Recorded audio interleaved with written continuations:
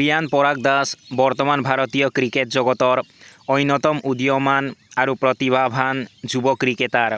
তেওঁ কেৱল অসমৰেই নহয়, সমগ্ৰ উত্তৰ পূৰ্বাঞ্চলৰ পৰা ভাৰতীয় পুৰুষৰ ৰাষ্ট্ৰীয় ক্ৰিকেট দলত স্থান লাভ কৰা প্ৰথমগৰাকী ক্ৰিকেটাৰ হিচাপে ইতিহাস ৰচিছে। মিডল অৰ্ডাৰ বেটিং আৰু ৰাইট আৰ্ম লেগ স্পিন বলিঙেৰে তেওঁ এজন দক্ষ অলৰাউণ্ডাৰ হিচাপে নিজক প্ৰতিষ্ঠা কৰিছে। ৰিয়ান পৰাগৰ জন্ম 2001 চনৰ 10 নৱেম্বৰত অসমৰ গুৱাহাটীত হৈছিল। তেওঁ এটা খেলুৱৈ পৰিয়ালৰ পৰা আহিছে, যাৰ বাবে ক্ৰিকেট তেওঁৰ তেজত আছিল।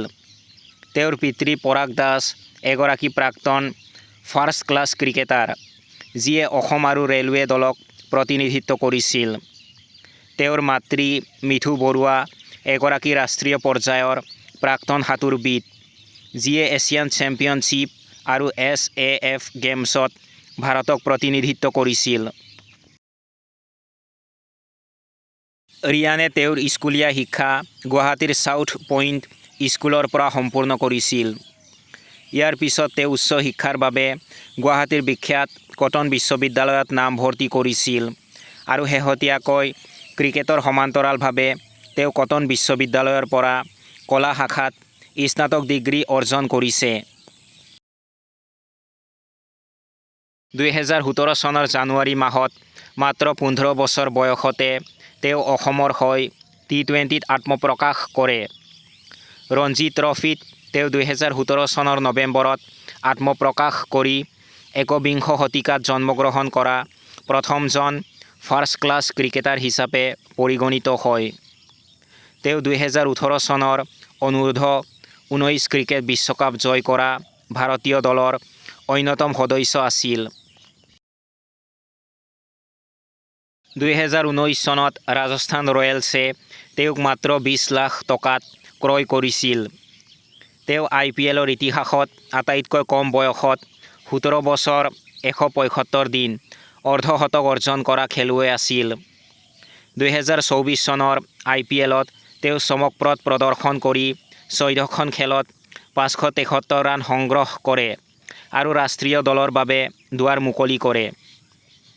2024 চনৰ জুলাই মাহত জিম্বাবুৱে ভ্ৰমণৰ বাবে তেওঁ প্ৰথমবাৰৰ বাবে ভাৰতীয় T20 দলত স্থান লাভ কৰে।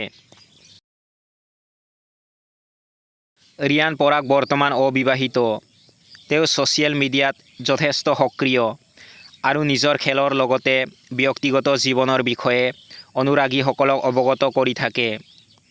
তেওঁক বহু সময়ত বিহু নৃত্যৰ জৰিয়তে উইকেটৰ উদযাপন কৰা দেখা যায়, যাৰ বাবে তেওঁ বৰ জনপ্ৰিয়।